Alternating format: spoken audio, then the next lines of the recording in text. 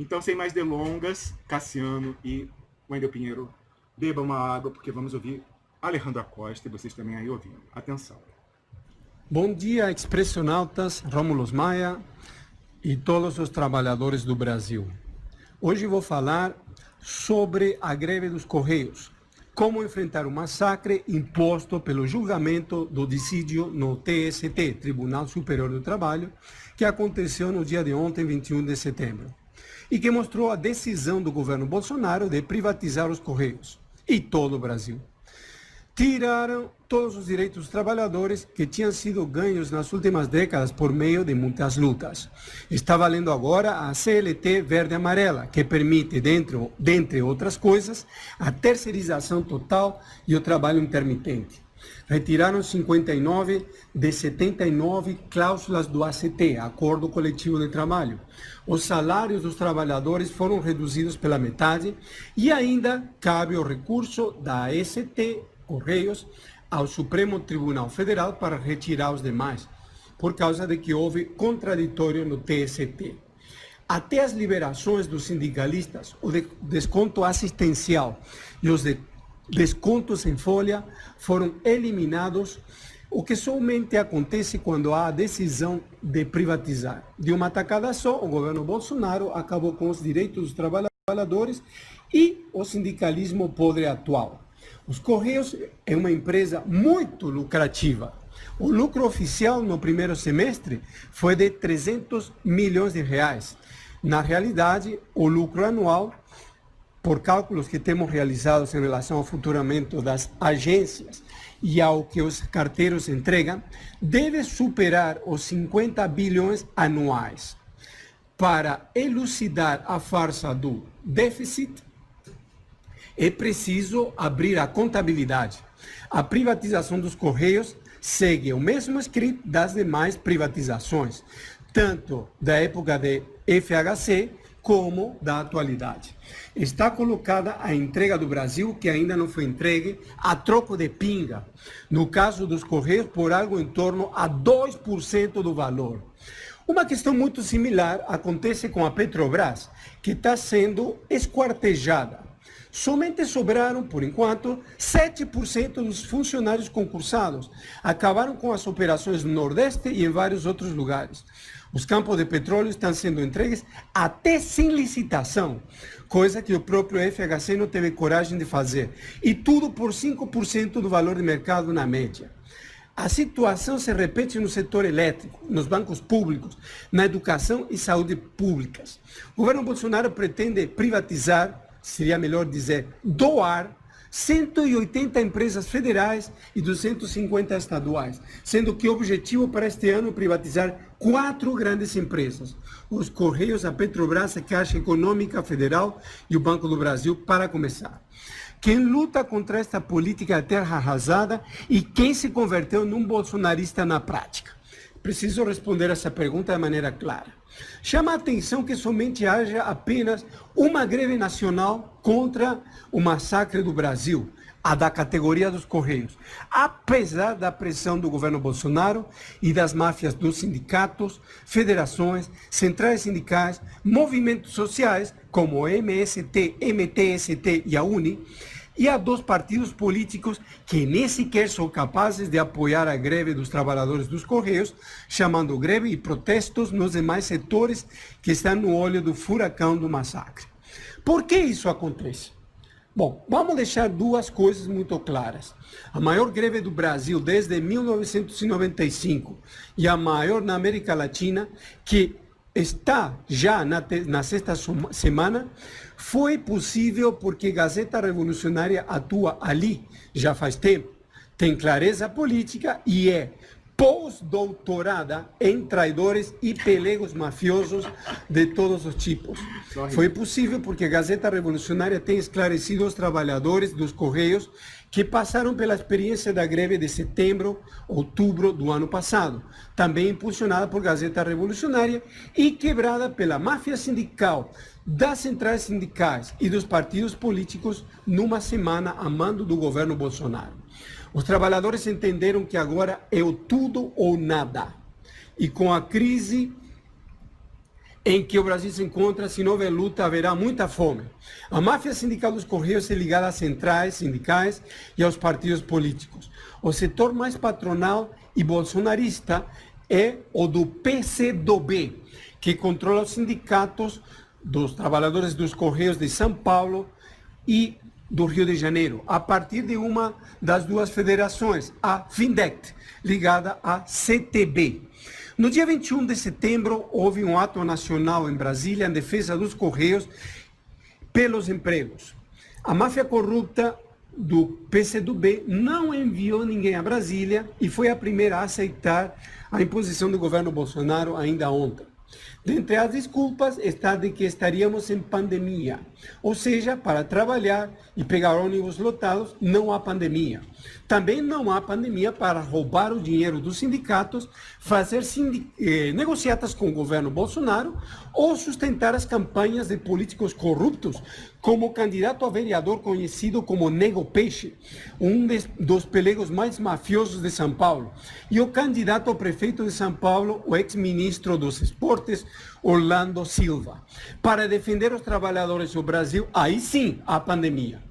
Estes mafiosos levantaram a greve ontem de uma maneira abertamente mafiosa. No dia 21 de setembro, em votações virtuais fraudadas, com menos de 5% dos votos dos trabalhadores da base de São Paulo, 699 a favor e 678 contra. Sem considerar que a base como um todo tem 40 mil trabalhadores, quando contemplamos os terceirizados, anistiandos e aposentados. No Rio de Janeiro, onde a base tem 15 mil trabalhadores concursados, foram 250 votos, pasmem. Essa máfia patronal também é responsável pelas várias derrotas que têm acontecido desde 2004.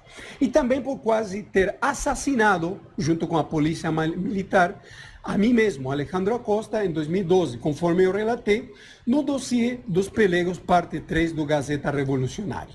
O PCdoB vem de uma negra história, principalmente desde 1979, quando o líder histórico João Amazonas voltou ao Brasil e aliados elementos da antiga AP, Aliança Popular, se dedicou ao balcão de negócios.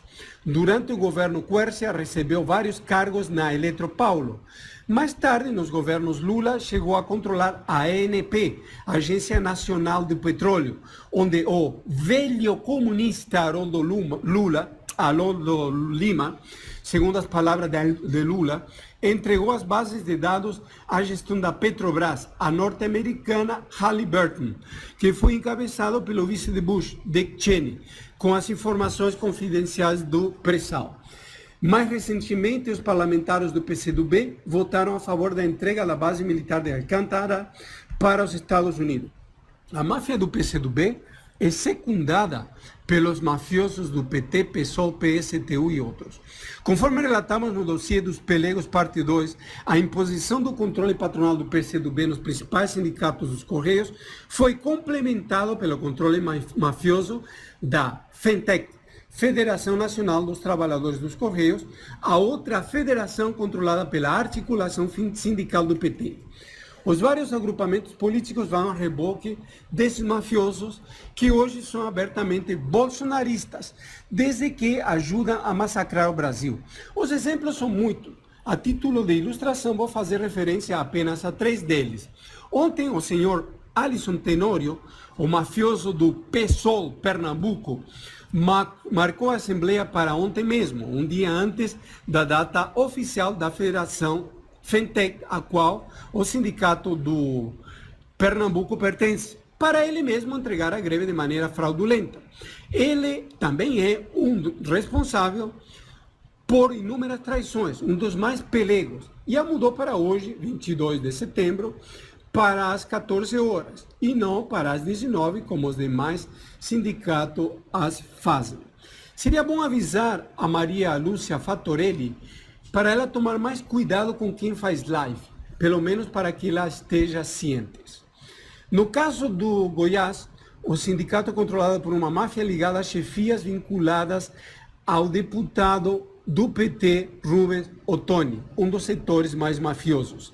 No caso da Bahia, a máfia sindical é vinculada a elementos próximos ao governador Rui Pimenta.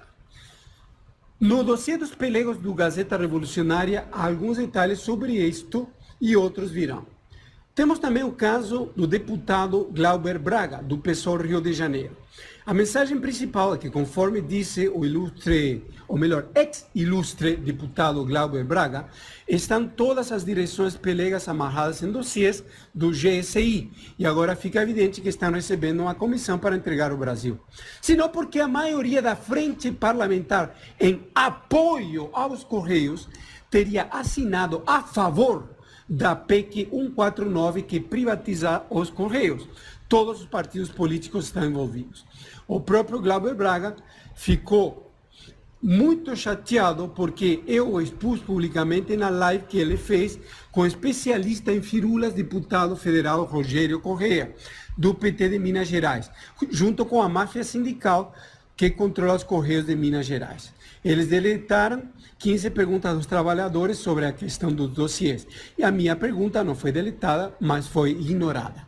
Quando eu o questionei publicamente, eu convidei a fazer um hangout com trabalhadores que estão impulsionados na luta pela base, ele não somente se fingiu de morto, mas enviou um assessor para conversar publicamente comigo pelo Facebook, para tentar me convencer de que Glauber Braga estaria fazendo um bom trabalho nos petroleiros, onde a peleguice e o massacre é ainda muito pior do que acontece nos Correios. É uma pena que o próprio Glauber Braga esteja agora no time que ele próprio denunciou. Mas quem luta pelos trabalhadores e pelo Brasil deve analisar as coisas tais como elas são. Bom, em cima de todo esse relato, quais são as perspectivas para o próximo período? Estamos perante o maior ataque contra a nação brasileira da história. Os Correios é a única resistência de massas contra esses ataques. É preciso reforçá-la porque agora é uma luta de todos os brasileiros. Estamos lançando a campanha Os Correios é Nosso, o Brasil é Nosso.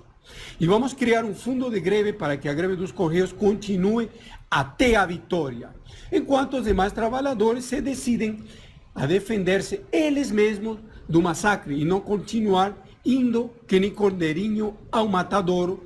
Eles têm a obrigação de ajudar efetivamente esta greve, pois se ela for derrotada, será muito mais difícil enfrentar o governo Bolsonaro.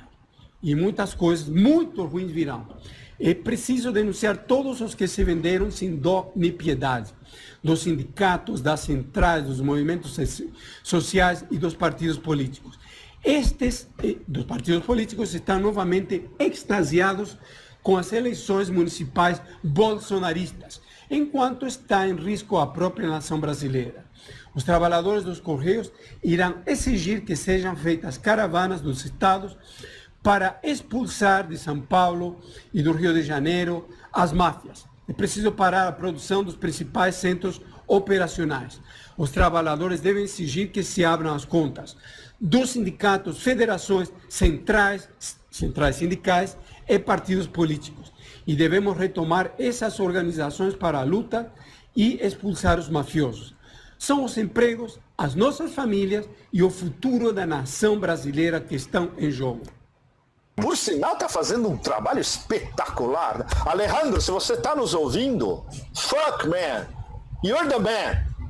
Eu leio o que o Alejandro faz no meu Facebook, né? Impressionante o que ele está fazendo. Impressionante. E pelo que eu entendi, sozinho, né? Ele já levou tiro no pescoço em 2012 por causa desse tipo de coisa de barca sindical, o Alejandro, lá em Minas Gerais, ele relatou isso no vídeo. Não é fácil, não.